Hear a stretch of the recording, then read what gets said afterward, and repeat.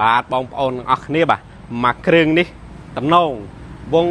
26មានបូមមុខបងប្អូនបាទបូមមុខដៃរៀងស្ទាំងណាបងប្អូនបូមមុខអុកធម្មតាបងប្អូនមើលឃើញក្នុងវីដេអូស្រាប់ខាងមុខមាន3ខាងក្រោយមាន7គ្រឿងអីសុទ្ធតែស៊ីម៉ូណូជប៉ុនជំនាន់សាស៊ីនមកពីជប៉ុនទាំងអស់បងប្អូនបាទសម្បីតែសម្អសម្បកបើនិយាយពីរឿងសម្បកគឺថាថ្មីទាំងអស់បងប្អូនបាទដូរថ្មីស្អាតចាស់ទាំងម្ដងបងប្អូនបាទអត់ពិបាកបងប្អូនខ្លាច់ប្រេះខ្លាច់អីទេបងប្អូនកង់នេះថ្មីដោយសារតែកង់ស៊ីនមកហើយជាប្រេះសម្បក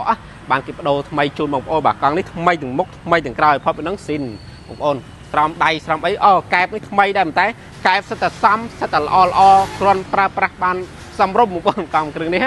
ណែបងប្អូនបាទមើល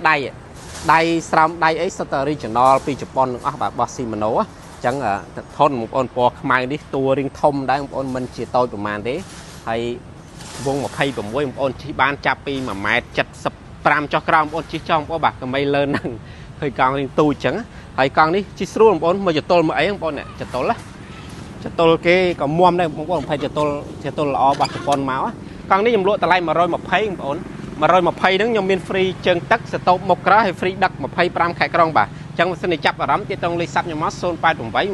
64 516បាទឬទាក់ទងតាម Telegram ខ្ញុំ088 24 64 516បាទអរគុណ